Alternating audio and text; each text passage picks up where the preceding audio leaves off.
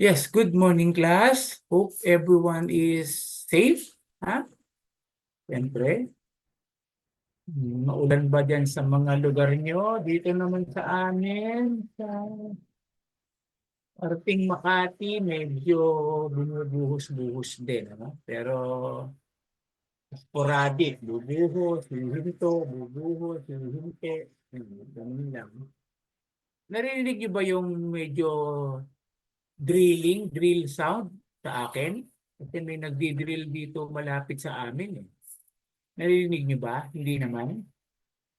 Ha? Paki-chat lang. Hindi naman. Okay, sige. Okay. Ako lang nakakarinig kaya ako lang nakakabala. Oo. Okay. At least loud and clear niyo naman ako na nabibinig. Walang maingay. Okay.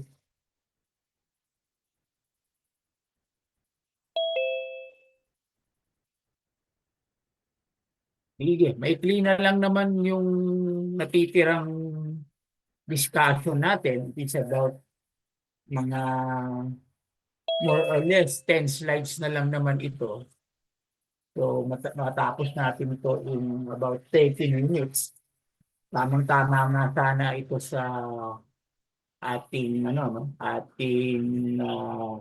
class face-to-face ngayon. Ano?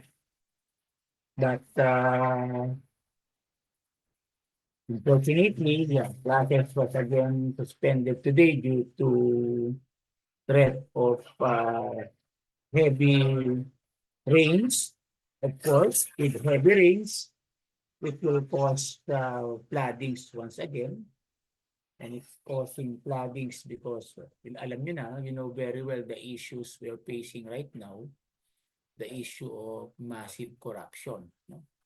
The funds for our flood control, supposed to be flood control projects to mitigate the effect of floodings due to heavy rains are now being, what you call that, siphoned, kinukurakot, corruptions by the high officials, including DPWH executives.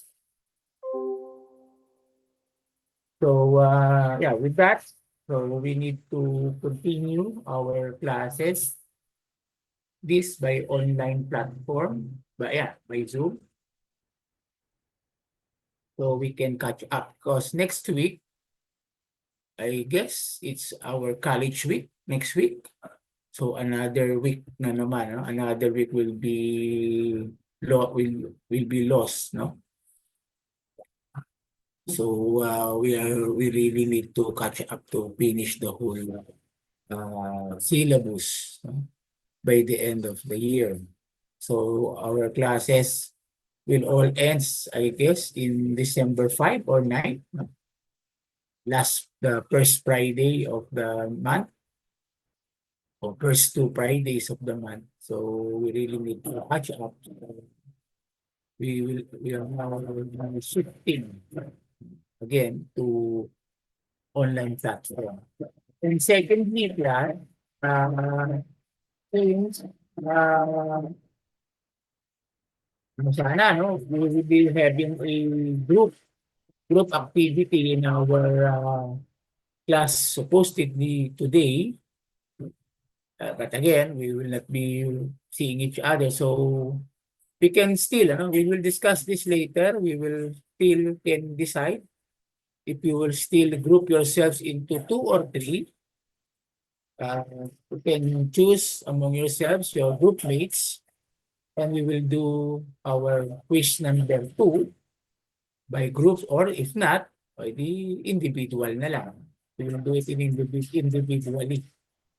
But I guess I'm suggesting that we still do it by group of 2 to 3. Okay?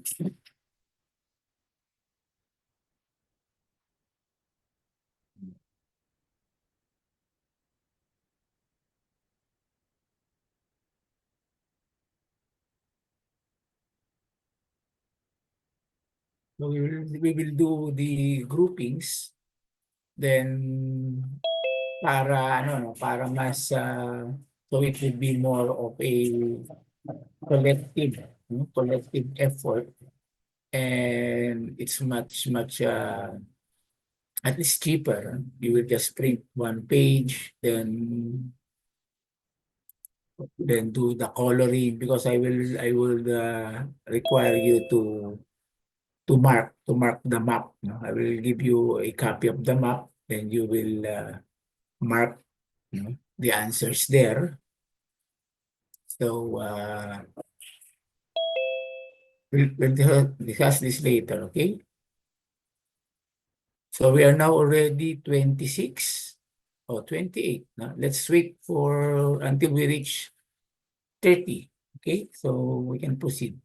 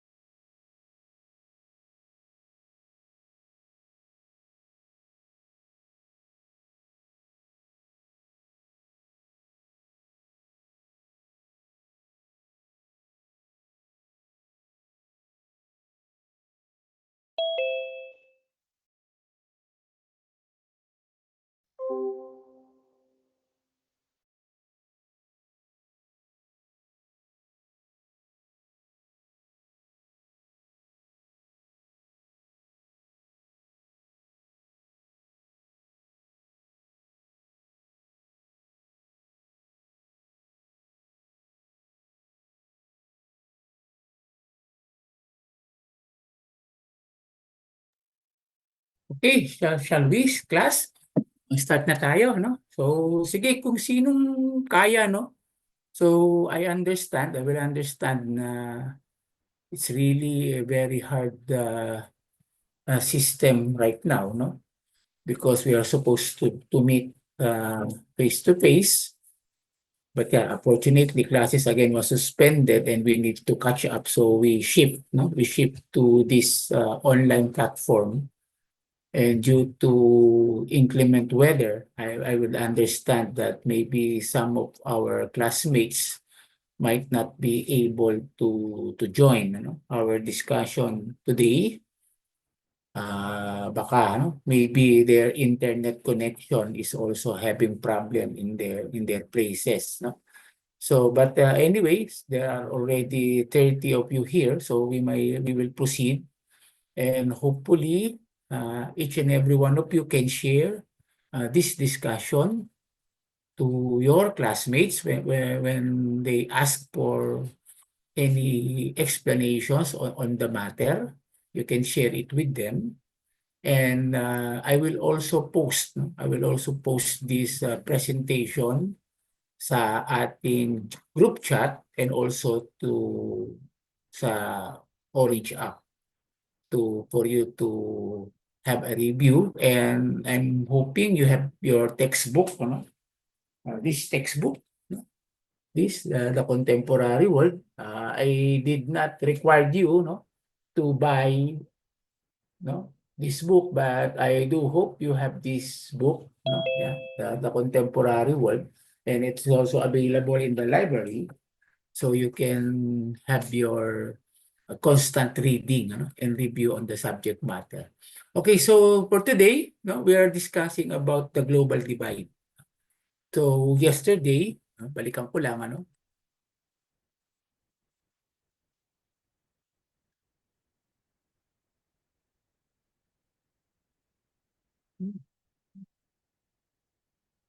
yeah. So yesterday, we have already discussed I'll just give you a review, no? Hindi niya talaga nakikita ito. I will exit, I will exit first and I will just, because hindi makita yung buo eh. Okay.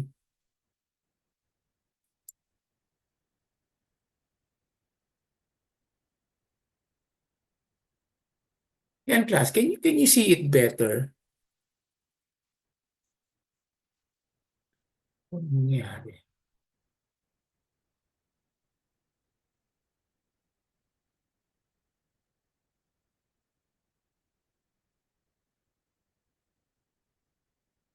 Yan, can you see it better with this?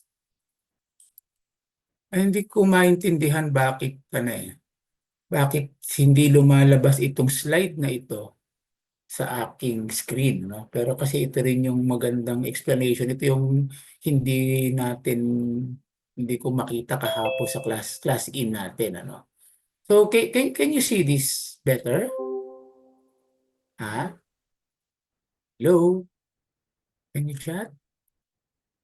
Oh, yes, yes. Okay, thank you, thank you. So, kahapon, yesterday we were discussing about, I'll just give you a brief, a brief summary. So, we are discussing yesterday about the North and South divide, of course. It is not necessarily means that there is a division of the world, between the northern and the southern hemisphere, because countries living in the northern hemispheres are called the global north, and the countries here in the southern hemisphere of the globe is what they call the global south. No, it is not like that. That with the coincidence of, di ba? Most countries that describes in the global south, those includes the developing, underdeveloped, or, di ba? The still emerging nations are called the global south, no? Those who belongs to the developed and wealthy nations are called the global north. So it just happens that, di ba? The rich nations, di ba? Belongs, or almost all are in the northern hemisphere of the world, while those in the developing, underdeveloped, and the emerging nations are all located in the southern hemisphere of the world. So they are what we call the global south, but not all of them, because as we have discussed, Australia, which belongs to the global north, is very, very far down under if you will look at the globe based on its hemisphere, but it belongs to the global north, because global north, in the economic sense, in globalization, in the world trade, it's not divided by hemisphere. It is divided by, di ba? The north is the one developed and wealthy nations, while the south are the one who are the developing, underdeveloped, or we can add the emerging nations. Okay? So, one of its attributes, one of its attributes, which this is the slide that we were not able to show yesterday. One of the attributes is when you talk about the global south, the root lies, di ba, in the colonialism and imperialism. Basically, the historical context of nations belonging to the global south are all founded on colonialization. And when you talk about colonialization or colony, di ba, it refers to, di ba, if you are being colonized, it refers to you are being exploited. Diba? Na pagsasamantalahan in Tagalog. No? Not necessarily people, but of course, it includes people also, the cultural exploitation, and even the physical exploitation of its people. But more on that, it is the exploitation of its natural resources and minerals.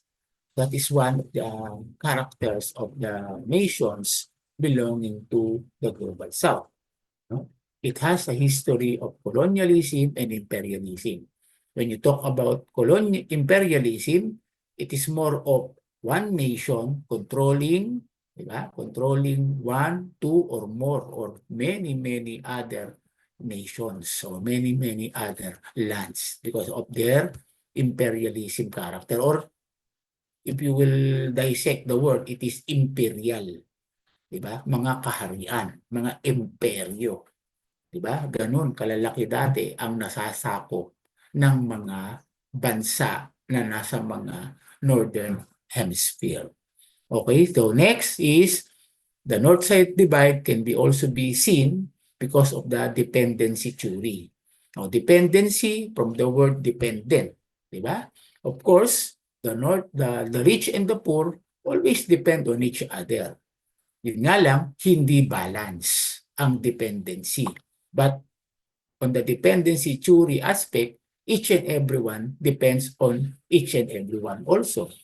While the rich nations depend, diba, on the poor nation for their natural or materials, raw materials to produce their goods, diba? Poor nations depends on the rich nations for the capital infusion para makabangon din naman sila. Kaya dependent on each other, that is the dependency tool, but that dependency is not balanced. Okay? Yun lang naman yun. No? So with that, di ba, the description of the global north, di ba, parang nagkaroon ng brand line, di ba? Nagkaroon ng imaginary line o division, no? Ang north and south nations that so happen, nakita nyo lang, di ba, sa mapa, di ba, na ang mga global north countries, ang nasa north, siguro bakit ganun din naman nila yan nakita, and those in the global south, which is the developed, underdeveloped, developing, or the emerging nations, ay makikita din naman talaga sa ilalim. Di ba? Except for Australia. No? So, nagkaroon ng parang tinatawag na brand line, no? In 1980 para makita where is the global north, where is the global south. So, it just happened na parang mga nasa north nga ang malayaman, ang mga nasa south nga ang mga mahihirap. Okay? So, nagkaroon siya ng imaginary line. So, basically, di ba, if you will define the global south, not it is based on the hemisphere, but more on the socio-economic status of it, di ba? May mga poverty, inequality, may history of exploitation. And it can be found, yan, nakita mo nga, nasa southern hemisphere of the world. Okay?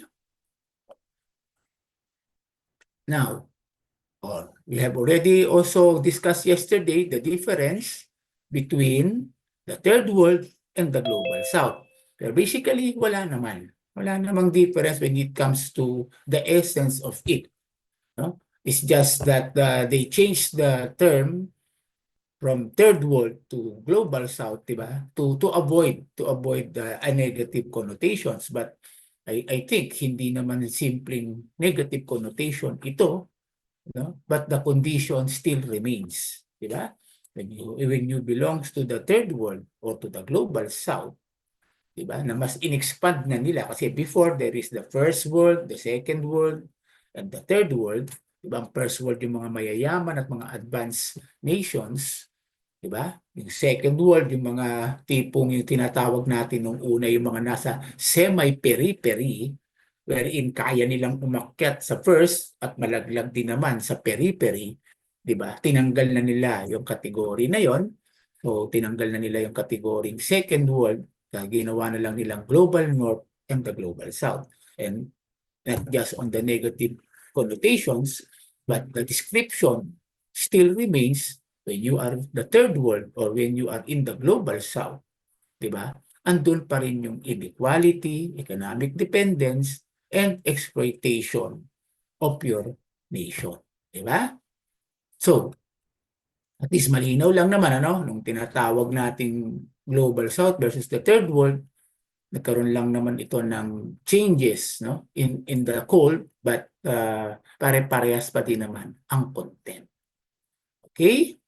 So, it now refers to, the global south, it now refers to the countries that are sometimes described as developing, less developed, underdeveloped, or we can also add the emerging nations. No? Yeah, we have a classmate here, no? Dito ka ba, Carmelinda? No? Yeah, the East Timor nation is just one of the emerging nations trying to establish its own identity. And pretty much sure East Timor also belongs to the global south. No? Because they are still, we can call them the developing, less developed, underdeveloped. But I guess East Timor already passed through the emerging nation characteristic. But nevertheless, they belong to the global south. Okay? So the third word, yeah, was coined before, used to describe nations. Many were under colonial rule, but still remains, no? Even if they change that terminologies to global south from the third world concept, we still remain underdeveloped, less developed, or emerging nations. Okay? So, yan yung mga economic indicators ng mga global south nations. Yan natin uulitin. Ito naman yung mga social indicators of the global south nations. Now, let's take a look at the global relation in Latin America. Why Latin America? No? So this is the question. Why focus on understanding the globalization aspect or the emergence of globalization in the context of Latin America? No? In simple term, class, dito kasi siya nagsimula halos, no? Bago na-exploit, no, ang mga Asian countries in the late 1600s or 1700s with the discovery of the Philippines by the Spanish colonial system nations, and with the conquest of the Dutch in the East Indies, the Indonesian part, ano, and by the British on the Chinese area, French in the Indochina area. No? Before that advent, no, in the 18th or almost 17th century, colonialization or colonialism started in the Latin America. no? Because Latin America before has a small population, but endowed, yan ang sabi nga natin, endowed with rich natural resources. Meaning, kukunti ang tao, but very, very rich, in natural resources and minerals. So, of course, rich nations who are emerging, during that period, di ba, na kailangan nila, to produce, to enrich their nations, to produce the needs of their nations, they need to look for other places, di ba, to get their natural or raw materials to support the needs of their people. So kaya mapapansin nyo, di ba, kung maaalala nyo, if you can still recall your world history, maraming expeditions ang ginawa, di ba, ng mga British, ng mga Spanish and Portuguese nations, na papuntang east, di ba, kasi nasa west sila, papuntang east, di ba, to look for, di ba, saan sila makakakuha ng mga raw materials para sa kanilang pangangailangan. And during that time, Portugal, Spain, and England or the British Kingdom ang mga malalaking powerful nation during the 15th, 16th, and 17th century. Diba? Kung makukuha niyo pa ang history, even ang Amerika ay wala pa rin noong araw, di ba? Mga British and Spanish din ang nagunahan, di ba? Nung madiskubre ang Amerika. And even Australia, kung mapapansin nyo, nasa down under, it is the British, di ba, who conquered first the Australian continent. So napakalaki ng mga natural resources niya, kaya became the target of grand scale pillage for capital. Doon talaga maganda doon mag-invest kasi nandoon ang mga raw materials na kailangan ng ating bansa. At dahil kukunti ang tao, mas advanced na dumating ang mga colonialist, di ba? Maagap nila itong nasakop at maagap nilang nakuha ang mga tao doon. At ang sinasabi nga ng kasaysayan, di ba? They were subject to brutality. Hindi talaga parang kinumbinsi, kung hindi talagang sinakop at sinupil. Diba? Siguro naman maaalala nyo din ang Philippine history natin, Hindi naman tayo simpleng kinakop lang sa pamamagitan ng faith, doon nagamit ng Spain ang faith, di ba? The Catholic faith, di ba? To conquer our land. But also, other than the Catholic faith, di ba? Nagkaroon din naman talaga ng marakas na pagsakop sa ating bansa. So historically, di ba? Those who were colonized were transformed into laborers, di ba? Sila ang nagtatrabaho, di ba? Para sa pag-angkat ng mga raw materials which will be brought to the Western nations to produce their needs, di ba? Ganun pa lang nung araw, kaya kung mapapansin niyo class, sa ganyang kwento ng world history, mapapansin niyo ang mga colonizer, di ba? Kukunin yung mga raw materials ng isang bansa na nakoloni nila at dadalahin nila ang lahat sa kanilang bansa at doon ipoproduce. Di ba? Doon ipoproduce para sa pangangailangan nila. Ganun pa lang naman ang relasyon ng global world ng araw.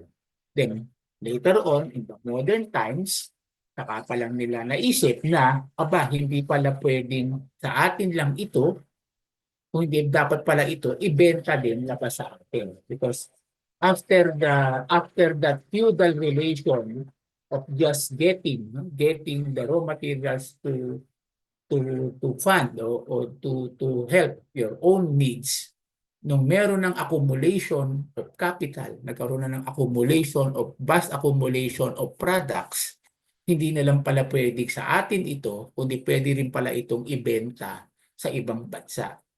So in the advent of the modern world, di ba?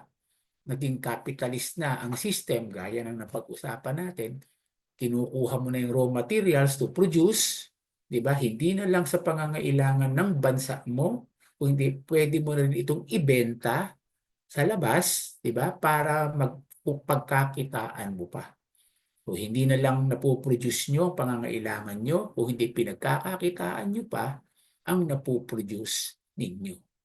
So, gano'n. So, gano'n nag-develop yan. So, it was experimented in the Latin America. Kaya kung mapapansin nyo, ano nga ba muna ang Latin America, di ba? It consists of the whole continent of South America. Di ba? Kung you will look at the globe, yan. Balikan ko lang yung screen. Yan. Itong buong South American nation na yan, like yan, Brazil, Argentina, Chile, Paraguay, etc., etc. And it includes also the Central American region, ito yon, no? Na Nicaragua, Guatemala, Panama, etc., the Belize. And this, ito kung mapapansin nyo, ito maliliit na island na ito, yung Caribbean Islands. Diba? Ang gaganda dyan, ano? Siguro kung napapanood niyo sa videos o sa TV, ang gaganda ng mga beaches dyan.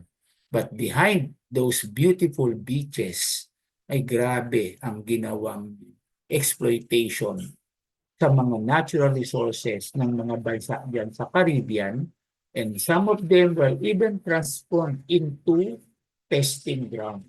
Diba? Maraming mga French colony dyan sa Caribbean island na maybe hanggang ngayon ay ginagamit na testing ground for their war weapons development. Yan pa rin ang mga testing ground nila. And if you will read the history of Haiti that belongs here in the Caribbean island, ay grabe paano inubos ng mga French colony ang kanilang natural resources. Kaya naman hanggang ngayon ang gulo sa Haiti, kasi talagang napakahirap ng bansang yan kasi talagang dependent na sila sa foreign aid because halos wala na talaga silang natural resources na pwede nilang magamit para sa sarili nilang pag-unlad. Inubos talaga ng mga French colony ang buong kayamanan nila. Okay, so ganyan, no? Ganyan ang nangyari dyan, no? While Latin America, kasi nandyan ang nangyari, yung Central America region, it was colonized by Spain and Portugal, mostly. Kaya mapapansin nyo, ang South America, mga Portuguese-speaking people, no? And Spanish-speaking, yung mga nasa North, di ba? Central America, mostly Spanish, and even it cut across the American continent, no? Sa North America, na marami talaga dyan ng Spanish-speaking, lalo na itong mga nasa Texas at California area, na nasa malapit the border of Latin American nations, no? Then with that, no, with the result ng ganong massive exploitation, nagkaroon ng mga unrest, di ba? And there gives birth to a very repressive regimes, di ba? So inalagaan din naman ng mga colonizers ang mga tao nila, no, sa mga bansang yan, and to suppress, no, the anger of the people who experience poverty, inequality, di ba? That gives birth to fascist dictatorship in the form of their political setup. Yan, a sample of it in Cuba, there was Batista, yan, Somoza in Nicaragua, and Augusto Pinochet in Chile. Marami pa yan, ano? Marami pang mga naging ganyang mga fascist dictatorship, no? At nung nagkaroon ng fascist dictatorship sa kanilang mga political setup, and it gives birth also, no, to massive suppression, di ba?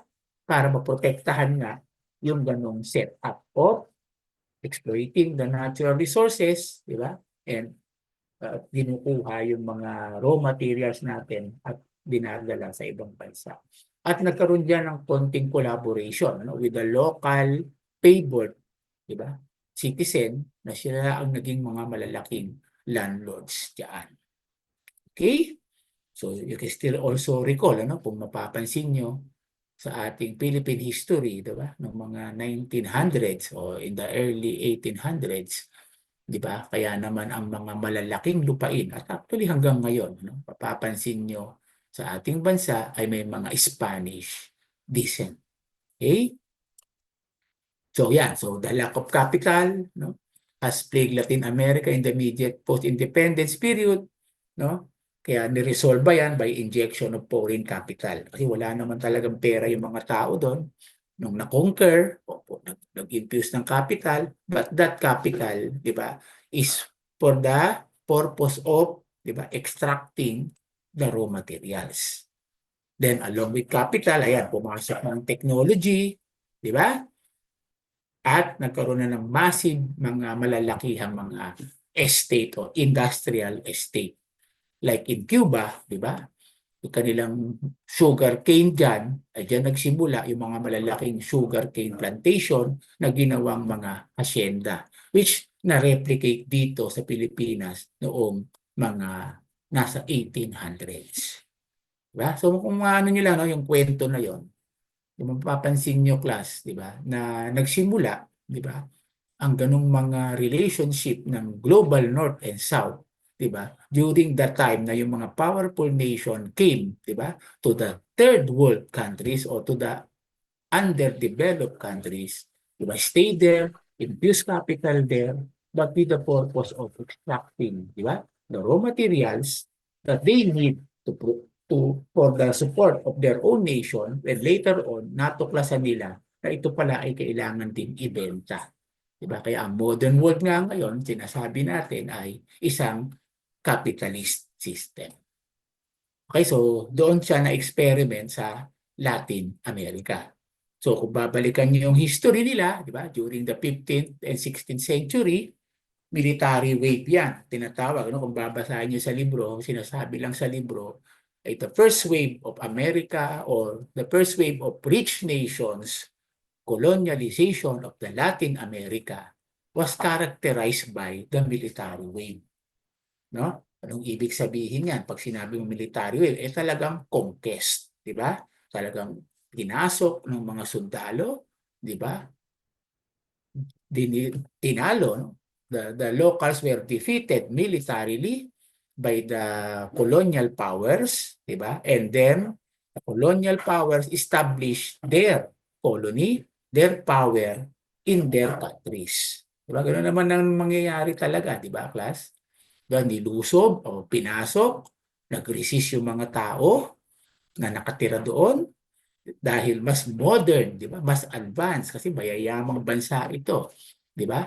If you can watch, no, some movies, do baka naman yung iba doon ay cinematography na lang, but you can see, di ba? The vast difference between Western soldiers fighting, di ba?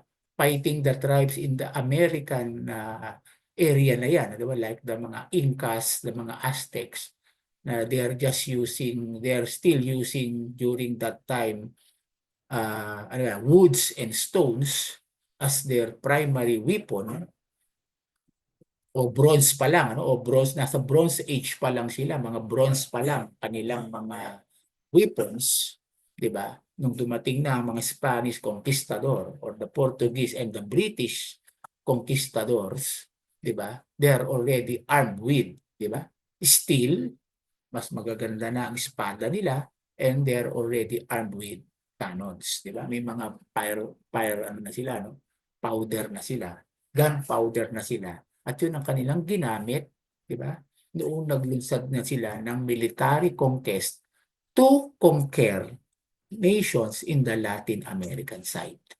Di ba? So for almost 100 years, di ba? They used that what you call that, they use that tactics, no, or strategy of military conquest, di ba, in order to establish their conquer or their power on that nation in the Latin American region. Okay? Then, after that, di ba, in the advent of the modern world, o hindi na lang pala po pwedeng military, but also they established the economic wave, di ba? Ito na yung ito, they put some factories, di ba? Nagtayo na rin sila ng kanilang sariling mga pagawaan diyan, di ba? So sinasabi natin nagkaroon na din ng parang local control sa mga tao diyan, di ba? Wala doon, o di mas bumilis na. Dati dinadala ang raw material, pwede naman palang i-produce na rin dito at mula dito idadalahin na natin ng tapos na, di ba? Ang mga produktong ito. So you can see, di ba, yung nag-i-evolve, no? Nag-i-evolve din yung ganung mga pangyayari. Okay? Then next comes the cultural wave now. Ito na yung bago, no? So gaya ng globalization in the modern world, hindi na lang ito military, hindi na lang ito economic, kung hindi pati mga kultura. So with the infusion of technological advancement, improved communications, di ba? O, nagkaroon na ng mga cultural development din sa mga bansang ito, di ba? But also, na-introduce din yung mga hindi magagandang gawi ng Western nations kahit dito sa mga Latin America na ito. Di ba? Like sabi nga nila, HIV and STDs are very, very rampant ngayon dyan sa ano, no? Sa Latin America, and of course the environmental issues, alam naman natin, di ba, napag-usapan na natin yan sa globalization. One of the effect, di ba, na pagka talagang you are really getting the natural resources of one nation, nagkakaroon talaga ito ng environment problem.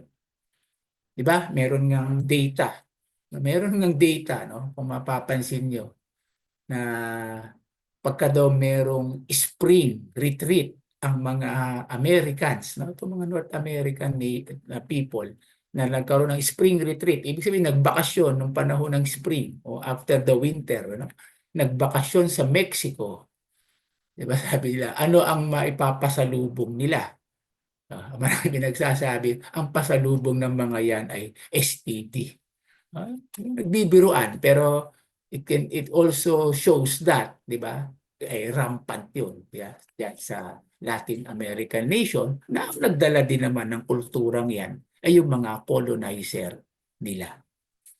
Okay, so yan yung mga tinatawag nating para nagkaroon ng wave of colonialization to the advent of globalization in the Latin America. From the military wave, economic wave, and now comes in the modern period, diba, the cultural wave. Okay? So, yan nga, no? Balikan lang natin, no? Yung global relation in Latin America, nagsimula yan. It all started with Spain, Portugal, who historically exploited Latin American, and later on, the Western capitalist system na. Dumating na mga British, dumating na mga French colonizers, and later on, nung lumaya na ang Amerika, no? The United States of America, when they gained their independence from the British rule, no? Ay sila din ay nagsimula na din magmarcha papuntang Latin America using the Central American Bridge, and also they established their own colonial power in there. Okay? So mainly, marami dyan sa South America or sa Central American region ay mga na-conquer din naman ng US. At hanggang ngayon, di ba? Papasin nyo, kahit si Trump, di ba, gusto uling ibalik, di ba, ang kanyang colonial power, di ba, dyan sa Central America. Di ba? Nagte-threat nga siya lagi na kung hindi daw maayos ang relationship sa Panama Canal, magpapadala uli siya ng sundalo at kukunin niya uli ang Panama Canal. Ganun sila, no? Papasin mo, ganun ang kanilang mga power mind, no? Because of that concept of investing, di ba?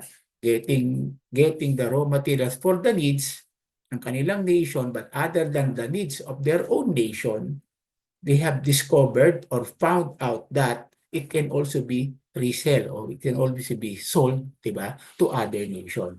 So makikita nyo yung trade imbalance na yon, di ba? Na ibinubunga ng globalization. Kukunin ng raw material sa'yo, ibabalik sa'yo, finished product. Diba? Kaya yung tinatawag natin, meron talagang ibinubunga ito na trade imbalance. Diba? So yan. Other than that, diba? Yun yung tinatawag natin economic dependency. Nagkakaroon ito ng environment destruction. Diba? Because habang inuubos talaga ang raw materials mo, ay kakaroon talaga tayo ng environment problem. Actually, yan yung di-discuss kung magdi-discuss kayo about climate crisis, di ba? Isa yan sa ibinudunga kaya meron tayo ngayong climate change because of the vast exploitation of the Earth's natural resources. At sino nag-i-exploit niyan? Di ba? Ang mga big industrial countries represented by their MNCs and TNCs, di ba? At mas malaki ang exploitation na ginagawa dito sa tinatawag natin the Global South. Okay? So, paano nyo ba nakikita ngayon yan? Ano? So, I will leave the question that how do you see it in our own region in ASEAN? Di ba? Kaya mapapansin nyo, even the ASEAN nations, we are all part of a colony. Di ba? Ang Indochina area, Vietnam, Laos, Cambodia was once conquered by the French. Di ba? The Malaysian area was conquered by the British. Tayo naman, Spain, di ba? The Indonesian area was by the Dutch. Diba? So makikita nyo kahit ang history ng ASEAN nation ay naging history din ng exploitation and history of colonialization. Diba? Ngayon pa lang tayo nag-a-assert ng ating independence and ngayon din sa advent na ito, o hindi na advent, sa past development of globalization, di ba? Ngayon pa lang din tayo natututo na nagbubuo din tayo, nagre-regionalism tayo o nagre-regionalization tayo because we want to strengthen also our own power, di ba? When it comes to global trade. Okay? Now comes the impact of globalization on Latin America, just like in any other impact, of globalization sa ibang bansa, in other nations. It also has a positive effect, and it also has a negative effect. Positive effect, sabi nga natin, nagkaroon ng improved communication and trade opportunities, just like in any other nation na nakapaloob, which is part of the globalized economy right now. We have the improvement of communication, just like here in the Philippines, where we can also have, we can watch Korean novela, we can watch events happening in Gaza, in Ukraine, or even in the European continent. Our nation has a trade opportunity with the different nations around the world, diba? And infrastructure and technological development, etc., etc. But also, again, it has a negative effect because of the environment degradation, because as we have discussed earlier, diba? The more you extract your natural resources and minerals, the more you destroy the environment. And also, another effect is the economic inequality and political instability. Why? Because they are only extracting our natural resources and returning to us the finished product. So there is always an imbalance when it comes to economic relation. And of course, sabi nga nila sa huli, nawawala na din ang ating cultural identity and political autonomy. Why? Because sa earlier discussion nga natin, di ba? Sabi natin, who controls the economy controls the politics. So if the multinationals and the transnationals controls the economic power, they also control or influence our political decisions. So nawawala na rin ang ating political autonomy. Or not necessarily autonomy, but our political independence. Yeah?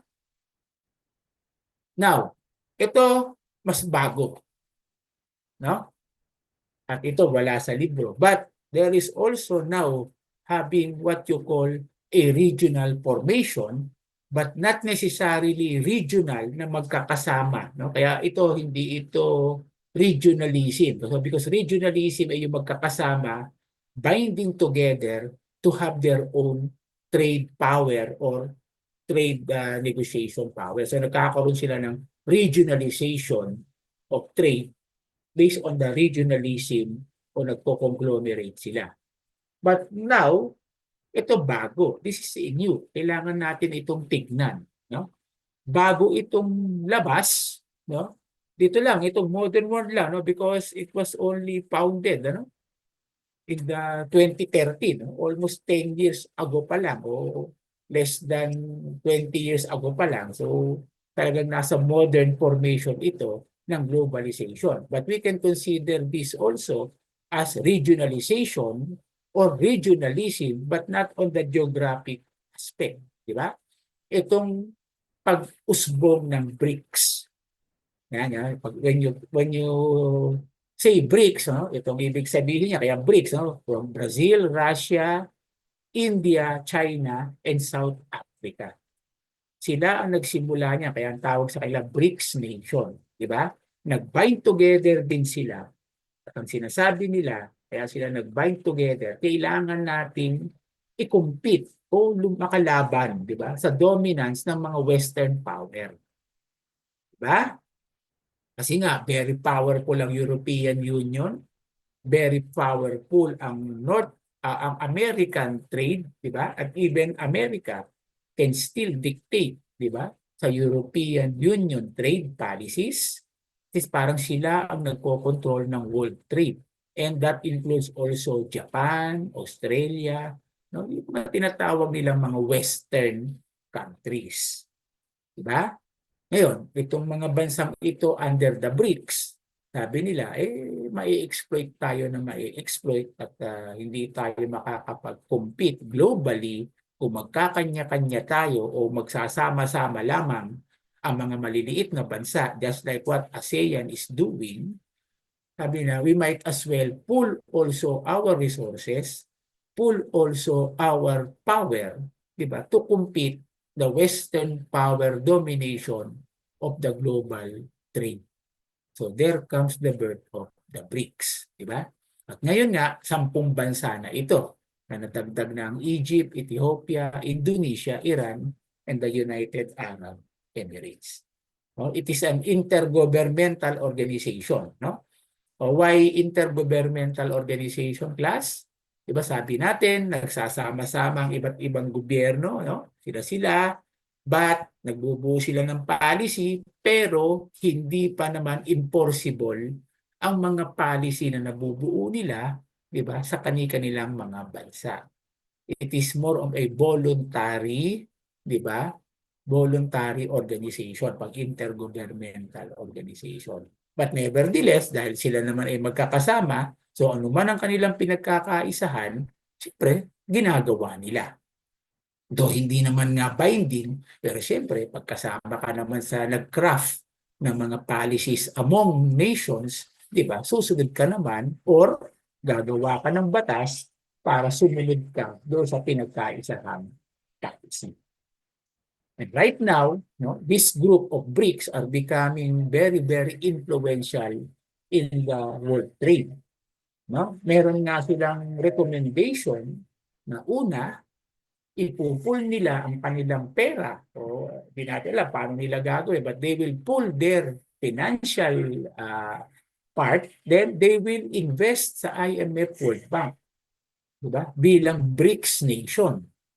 Para magkaroon sila ng say or boses sa policy making ng IMF o International Monetary Fund, di ba? Napag-usapan natin yung class, di ba? The role of the IMF is to give funding for the developing nations but with certain conditions. And this BRICS nation wants to invest in the IMF World Bank, di ba? For them to have a voice in crafting the conditions of the loan. Because mapapansin nyo, yung mga member din ng BRICS, di ba, ang siyang umuutang sa IMF World Bank. But IMF World Bank, with the domination of the rich nations, di ba, are the one, di ba, dictating the policies. So gusto ng BRICS, mag-invest tayo as BRICS, di ba? Let's pool our resources and let's invest as a block, no, as a block in the IMF, di ba? So we can have a voice in the processes of its conditions for loan. So magkakaroon ng BRICS ng parabang leeway, di ba? na kung miyembro ng BRICS ang maglo-loan dahil investor ang BRICS, eh medyo magaan siguro yung kanilang makukuhang mga terms and conditions for the loan. But nevertheless, hindi pa yan pinapayagan ng IMF. So nag-iisip ngayon ng BRICS nation kung lalakas sila, why don't they create their own ala IMF World Bank financial institution? Yeah, so may mga ganyan. So yan na yung mga development ngayon, di ba? Kaya mapapansin nyo, class, yung development ng globalization, di ba? In the modern world, yes, in this contemporary world, di ba? Nagkaroon ng kanya-kanyang trading, nagkaroon ng world trading, but since the world trading is dominated by the rich nations, di ba? Nagkakaroon ng mga regional trading, di ba? Para mapalakas nila ang kanilang capacity to trade, di ba? Sa buong world system na yan. But other than the regionalization or regionalism of trade, it does also giving birth to regionalization but not necessarily magkakalugar. The BRICS nation is an example of it na it cut across different regions of the world but they are forming their own group. They are forming their own region. Quote and quote. Okay? O ganyan. So, ito na ngayon yung mas latest ngayon, no, sa development ng world trade, no? Dati ay dominated ito, no, ng mga rich nations, but now there is an emerging regional formation, not on the geographical sense again, but there are groupings, no, working together to protect their own interest also and to influence, di ba, and become a player in the world order. So yan, yan ang latest na yun, class, no? Yung BRICS formation. Okay? So with that, oh yeah, so thank you. So end of our discussion regarding, di ba, understanding the global south, understanding third world, understanding the power play, di ba, in the world trade, and how it started in the Latin American setting, and ang latest ay the formation of another regional formation called the BRICS. Okay, so mapapansin nyo kasi parang binabalikan lang natin yung concept ng globalization pero ganyan gumagalaw ang mundo ngayon. Hindi lang siya economically, hindi lang siya militarily, includes cultural aspect. Kaya nagkakaroon talaga ng parang one world, one nation concept. But dahil dominated ito ng mga rich and powerful nation, nagkakaroon din ng resistance. Resistance in the form of having their own power block then to influence the world order. Kaya yun nga yung advent of BRICS. So China, Russia, and India.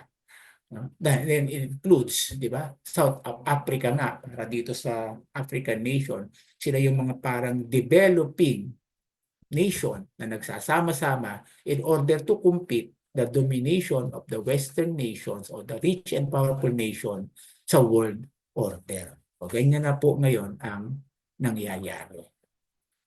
Okay? Oh, any question, class?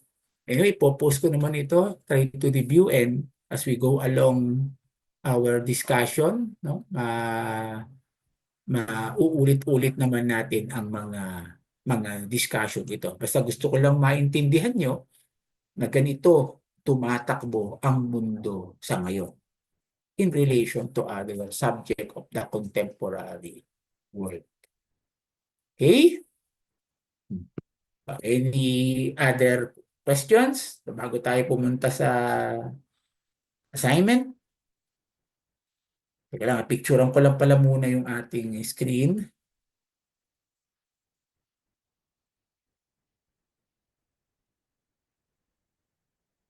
Para report lang natin kay Dean na nagkaklase tayo. Problema talaga nitong laging walang pasok, di ba? Lagi tayo naghahabol. Okay, so kung walang questions, stop screen share ako. Then, sige, picturean ko lang muna kayo sa screen for our attendance. Then, second slide. Ganda naman ng mga ngiti nyo. Ganda naman ng mga picture nyo pala. Parang hindi kayo, parang mas magaganda kayo sa personal. No? Okay, so our assignment. Oh, bago ang lahat, ayan, nakikita nyo ang ating assignment. Oh, ganito. Sige, I need the class opinion. Oh, mag-groupings pa rin ba tayo ng 2 to 3 or individual na lang? Parang assignment na lang ito. What's your preference? Hmm. Ha? Oh, may nag-chat o individual na lang daw, no? Ayaw niya talaga ng collective ano ha. Kasi pag individual ang dami, 50 ito, 50 ko, 50 ang chichikan ko. Anyway, sige, walang problema. Individual na lang daw. It seems I get the consensus of the class. So individual. Ito ang assignment, ha? Part na ito ng quiz. Ayan. I will post this sa inyong GC, sa LMS natin. Ano? Makikita nyo dyan. Ang direction kasi nakalagay, form groups of 2 to 3. Sana nga face-to-face natin ito gagawin ngayon. Ano? On the spot. No? On the spot natin gagawin. Pero sige, since assignment na ito, I do hope gawin nyo honestly and i-research nyo, of course. Ano? I-research nyo ngayon, di ba? Ayan, yun yung mapa na pinakita ko na rin kanina, no? I-share ko sa inyo yung slide para makita nyo pa lalo. Gusto ko at gawin natin as an assignment, isulat nyo. Magsulat kayo ng pinakamarami ninyong bansa na maisusulat na belongs to the Global South. Understand? Yan. So sana kung grouping nga yan, no? Papakulayan ko sa inyo, no? Yung mga bansa na na-identify nyo na belongs to the Global South. So, kukulayan nyo dyan and you will write the name, of course. No? Pero pwede kulay-kulayan nyo lang ng iba't ibang kulay. Basta may mga kulay na bansa dito ayun yung mga bansa na nasa Global South. Siyempre, iba-iba kulay. Pwedeng itim, dilaw. Pero basta yung may kulay na bansa, yon ang Global South. So, can you at least identify, minimum 30 nations that you can identify based on our discussion that belongs to the Global South. Okay, so tingnan nyo na lang dyan kung nasaan sila, o then sulat nyo anong bansa sila. Okay? So individual na lang ito. Sana on the spot ito, kaya mas maganda ito. No? Kaya sabi ko, wala nang kopyahan. No? Sa classroom natin ito gagawin, grupo-grupo, o kanya-kanyang bukas ng internet. Then, isi-search nyo sa inyong internet, di ba? At least, sige, name at least, lalagay, i-edit ko to pagka, write the name of the country and mark the map to distinguish this region. So, 50 points, I will give 50 points to this quiz, o di plus 50 na lang, o 100. So, if you can get a grade of 40, o di plus 50, 90. Diba? Ganun lang. So, write the name of the country, and mark the map to distinguish the region. So, 50 countries para madali. 50 countries, pag perfect, 50 points. Pagka 49 lang ang tama, edi 49 points. So, ganoon lang. Sir, printed po ba? Yun nga. Kaya nga sana nga, groupings, para ipiprint natin. No? Pero, sige, ipiprint natin ito. Ipiprint ito para ma-identify natin o makulayan nyo nasaan yung mga bansa na yon. Then, isusulat nyo. Okay? Since assignment ito, sige, may time naman kayo mag-print. Pakisuyo na, no? Pakiprint, no? 50. 50 countries that belongs to the Global South. Hindi na. Kalabas, i-print nyo na siya ng black and white na ganito. So, write your name, write the section, then kukulayan nyo na lang yung mga bansa. Kulayan nyo na lang yung mga bansa na na-identify nyo na Global South. Then, write the name of the nations in a piece of paper. Activity, ano lang ito? Activity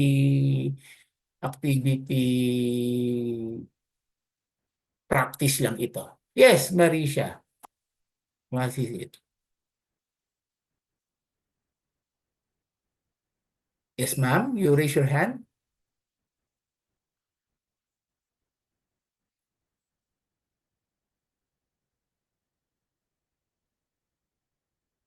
Digital color. Yes, of course, if you can. Sige, sige. Sige, if you can. Kung kaya, mas kaya yung digital color. Sige, then saka nyo ipiprint. Okay, okay. No problem then. Or you can print it black and white, saka nyo na lang lagyan ng kulay, pwede. Now, if you are technically equipped, sige, tama yung sabi ni Marisa, no? Martisha, no? Sige, you can digital color na lang muna, no? Then saka nyo i-print. Teka, baka mas mahal i-print yun pag may kulay, no? Okay lang, okay lang, okay lang. That is a good, a good suggestion also. So, digital color, then print. Okay? Okay lang, ako lang. Sige, sige, okay lang. No problem. Basta ang importante, maipakita nyo. Maipakita nyo from this map na i-share ko sa inyo, ipopost ko ito in PDF. No? Kaya hindi naman i-convert yan sa Word. Para lang hindi gumagalaw. So, we will post this in PDF format. Basta ang importante ay maisulat nyo yung 50 nations that belongs to the Global South and i-identify nyo naman nasaan dyan sa mapa. So, a better way to identify them is by shading them. No? So, isi-shade nyo na lang or mark them.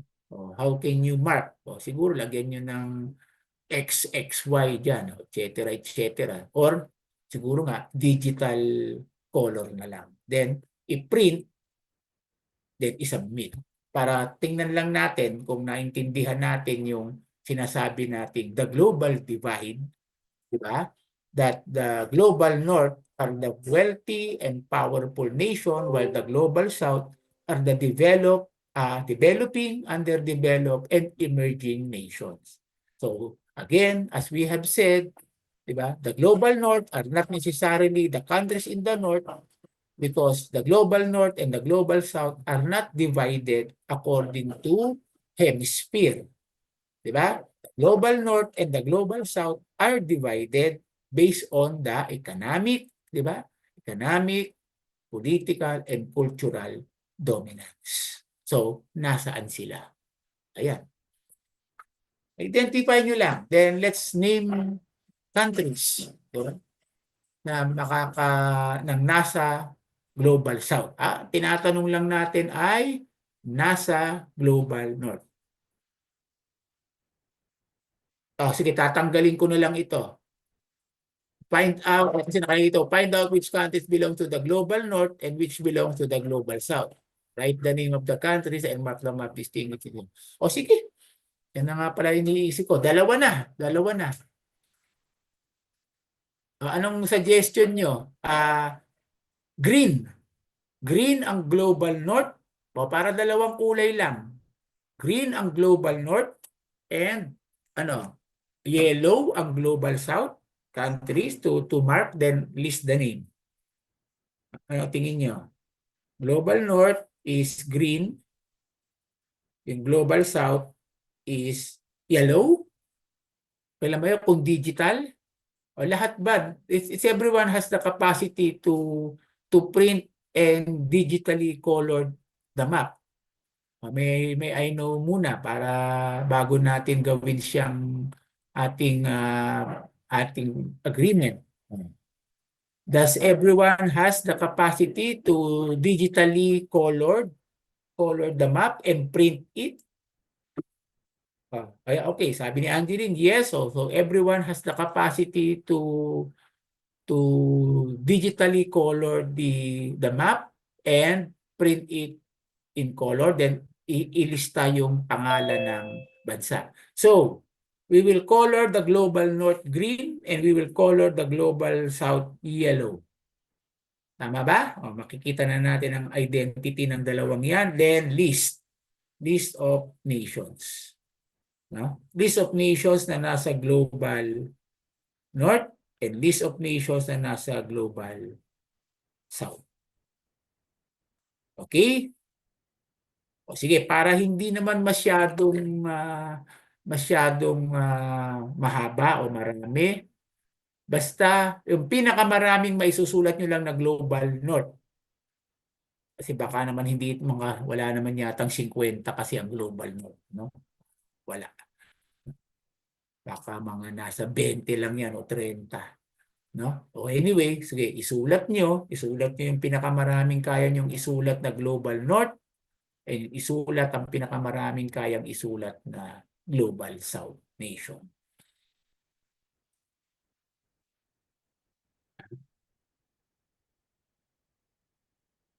(2030). Hindi, sige, dito na lang natin. So, para madali sa inyo. So, 20. O, gawin na lang natin 20 global north, 30 global south. Then, yung sinulat yung 20, kulayan nyo. Kulayan nyo na green. Kulayan na green yung global north na 20. Kulayan nyo ng yellow yung global south na 30. All in all, yan yung 50. If you got that right, plus 50, 100. Yan ang grade natin sa quiz number 2. Very easy class, bonus na bonus. Okay? Questions?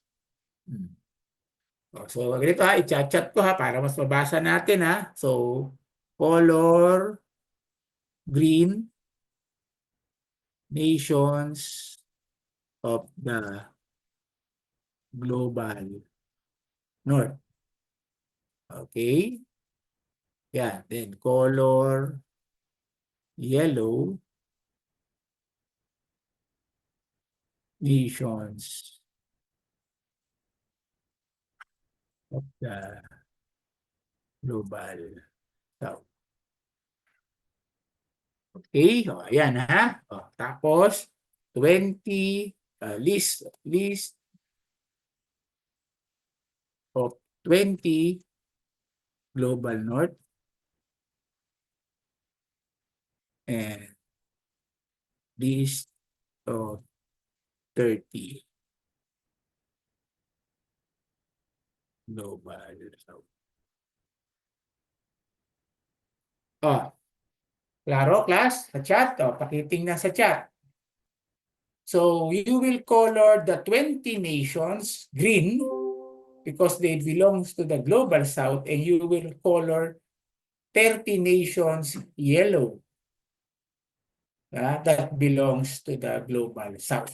So, that's 50 points, and I will just add another 50 for 100 points. That is our quiz number 2 for this midterm period. Okay, quiz 1 for the midterm, but in general, this is our quiz number 2. Any questions on the assignment quiz? I will get all of these sa pagkikita na natin next Tuesday. Ayan 1 week na naman tayong hindi magkikita kasi probably wala tayong pasok next week because of our college week. Kaya pinilit ko nang magkita-kita tayo kasi dalawang linggo naman tayong hindi magkikita-kita. So, you will submit the assignment sa ating face-to-face class sa 2029, October na. October na. So, October na yan. October 4, October 6, I guess. Tama ba? So, sige, tingnan na natin sa calendar.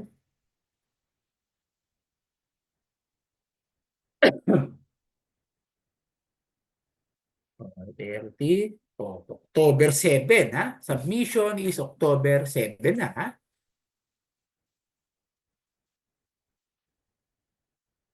October 7. Okay? Hard copy, Nakalista ang 20 global north and 30 global south nations, tapos naka-color yung 20 na green, naka-color ng yellow yung 30. Kahit i-back to back nyo na lang, no? Total, ipiprint nyo naman, so i-back to back na lang. At dito yung mapa sa harap, yung nasa likuran, yung listahan ng mga bansa. Okay, para one page na lang. So, submission will be on October 7. Oh, eto wala na to 2 linggo yan No late submission. Yung hindi makakapag-submit sa October 7, kindly inform your classmates. Ha? Pasensyahan na tayo, Hindi ko natatanggapin ang naman ng late. So, 50 ang grade, Bakit? 2 linggo naman ito, class, 2 weeks ang ating palugit at you have all the time for your research. Okay? Any questions? May questions tayo?